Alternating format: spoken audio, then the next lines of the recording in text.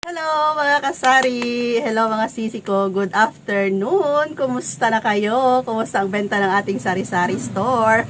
Ayan mga sisi ko, for today's vlog ay isi-share ko sa inyo kung nakapag-desisyon na ba kami ni Kuya Dave na hahanap ng pwesto sa labas o mananatili lang kami dito sa tindahan namin. So mamaya magsa-shoutout ako and babasahin ko yung ibang mga comments ng mga kasari natin. Ayan. So, ang itim ko mga sisi, grabe. Hala, nasunog. Nag-beach kami, pero hindi naman ako naligo. Ayan, nasa tabing ano lang ako, nag-picture-picture. Pero grabe, sunog na sunog ako mga sisi, oh. Ayan, hindi kasi ako nakapag-lotion ng may SPF. Ayan, SPF ba yun, oh? Yung parang sunblock. Hala, tingnan nyo, oh. Sunog na sunog si Ate Rose ninyo. Lalo na dito, oh. Hala. Sunog na sunog. Ito sunog. OMG, babalik pa kaya yung kulay ko. Ayan. Ayan mga sisi, pag pupunta tayo ng beach tapos mainit, mag-jacket tayo. Kung hindi pa tayo maligo, mag-jacket. After maligo, mag-jacket. Ayan, magsuot ng rash guard para ma-protect yung skin natin. Mahirap magpaputi. Tapos ang bilis magpaitim.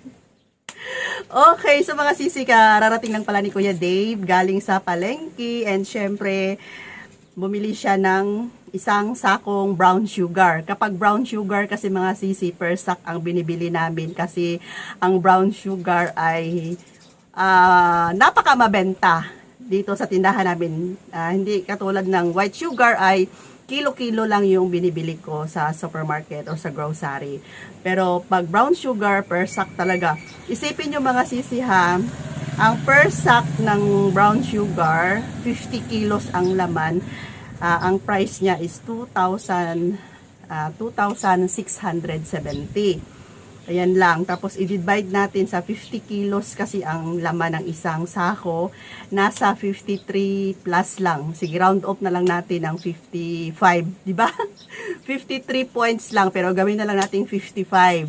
So ngayon, tatanungin ko kayo kung kayo bibili sa supermarket, magkano ba ang per kilo ng asukar. So kapag sa wholesaler tayo bibili, 55 lang ang kilo. Sagad na yan. Tapos pag sa grocery, nasa 70 siguro, no? 70 to 75. Ayan, ganyan yung kilo. So, napakalaking masave natin kapag bibili tayo ng bultuhan.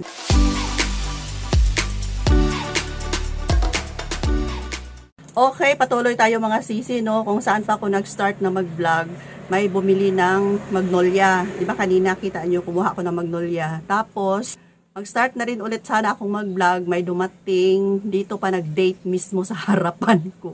Siguro mga 1 oras silang nakatayo dito mismo, alangan naman paalisin ko sila.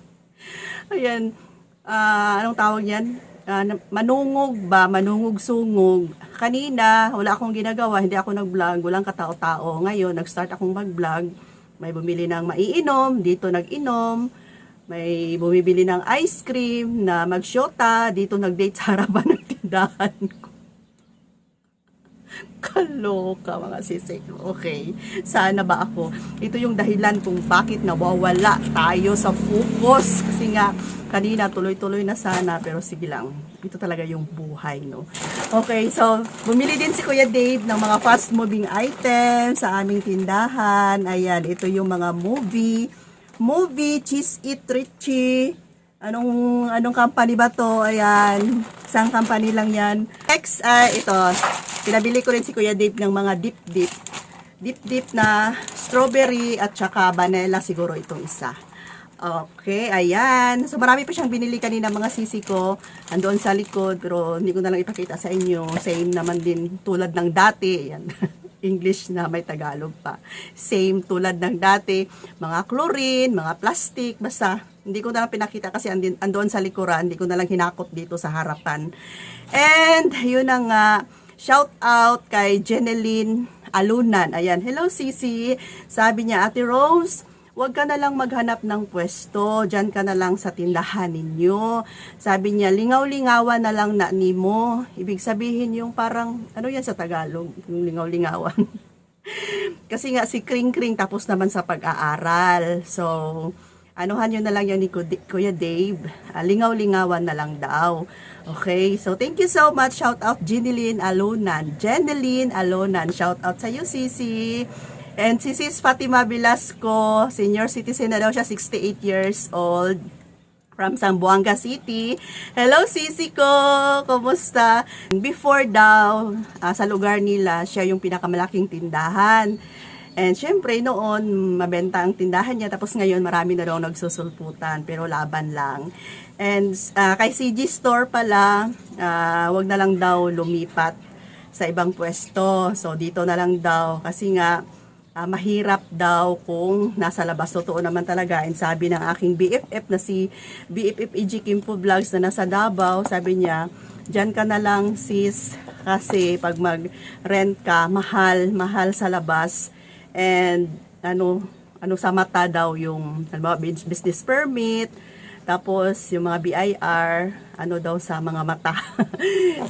Okay lang naman kasi itong tindahan namin ay meron naman kaming business permit talaga. City business permit talaga. Kaya nga lang, mahal ang renta. Tapos hindi pa namin alam kung yung lugar doon ay matao ba o mag-start pa tayo, diba? So, dito na lang daw. And shout out din kay Sis Dorothea Manarang, sabi niya na wag na lang daw mag-rent. Mahirap mag-rent. Maraming mga kasari natin na nagsasabi na mahirap mag-rent kasi mapapabayaan daw yung bahay. Totoo naman po talaga, iba talaga pag dito lang sa bahay kasi pwede mong iwan saglit yung tindahan tapos meron ka pang magagawa sa loob. Tapos meron pa akong mga anak, 3, mga 4 baby ko, si Pupoy, kailangan alagaan, si Maki. Mahirap talaga. Ayan, tapos may nag-comment din na i-reduce ko daw yung pamimili ko, baka maabutan daw ng expiration. So yun na nga yung ginagawa ko mga sisi, nagbawas ako ng mga item dito sa tindahan na yung hindi talaga halos na mabenta. So inalis ko na siya, and yung mga pinapakita ko sa inyo na lagi kong binibili sa supermarket, laging dinideliver ng grocery, mga fast moving item yun. Sa awa ng Panginoon, nauubos naman. So, hindi naman talaga as in perfect na walang ma-expire na item. Meron naman talaga, pero hindi naman marami. And, yun na nga, may nag-comment din. Maraming salamat sa lahat ng mga nag-comment. Shout out sa inyong lahat. Ang mga concern sila sa amin ni Kuya Dave. Sabi nga doon na Ate Rose, hindi na kailangan na mag-rent ka pa sa labas kasi nakakapamili ka pa naman. Ayan, nakikita nila na nag-unboxing ako, nag-grocery ako, nakakapamili pa naman daw ako. So, ibig sabihin, may bumibili pa at mabenta pa naman daw yung tindahan ko. So, may mga times lang daw talaga na matumal, may mga times lang din na yung mabenta. Ayan, mabenta and matumal. Depende sa araw, siguro mga sisi. Depende sa araw kung halimbawa weekend, Sabado, Linggo, tapos holiday. Nandito lahat yung mga kapitbahay, namimili ng mga pagkain, ayan, soft drinks, kasi andito lahat sa bahay. Ayan, so thank you so much. Yun na nga yung iniisip namin ni Kuya Dave. Hindi na kami hahanap pa kasi nga mahirap. Mahirap talaga. Maraming salamat sa lahat ng mga nag-comment. Malaking tulong din yun sa amin mga sisi ko na yun na nga, hindi na lang kami mag-rent pa kung ano na lang yung meron na matatanggap namin araw-araw ng mga benta, ay pagtiyagaan na lang namin. So pray na lang sa Panginoon at tiwala na lang na masurvive pa namin, makasurvive pa kami sa lahat ng mga bayarin namin. Meron kasi kami mga insurance kasi ni Kuya Dave, hindi lang naman si Kring tapos sa pag-aaral, so hindi lang naman tuition yung binabayaran namin, nagbabayad pa kami ng mga insurance namin ni Kuya Dave. Ito yung pinakamahalaga talaga, yung insurance namin ni Kuya Dave. Yung SSS, pag-ibig, ay kailangan ko siyang i-continue, hindi siya pwedeng maputol kasi nga under siya sa name ko. Kung kukuha ka kasi ng business permit, kailangan meron kang SSS, meron kang pag-ibig. So habang nagtitinda pa ako at kumukuha pa ako ng business permit, hindi pwedeng maputol yung pag-ibig at SSS ko.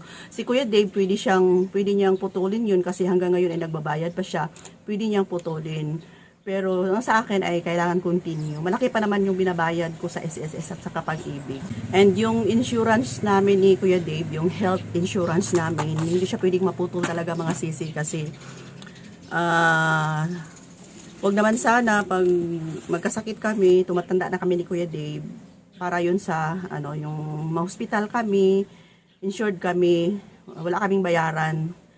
Yun yung sinisigurado talaga namin kasi kawawa naman si Kring Kring pag kahit na nakatapos na siya, may kanya-kanya naman siyang obligasyon sa sarili niya.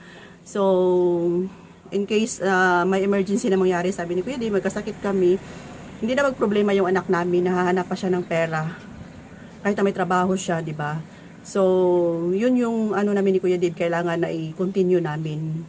Okay, so mga sisi ko, hanggang dito na lang muna yung update natin for today. Sa lahat ng mga concerns, sa lahat ng mga nanonood, nag-comment, yung iba hindi nakapag-comment at nanonood lang, maraming salamat sa inyo. Ayan, see you next vlogs. Love you all mga sisi ko. Laban lang po. Bye!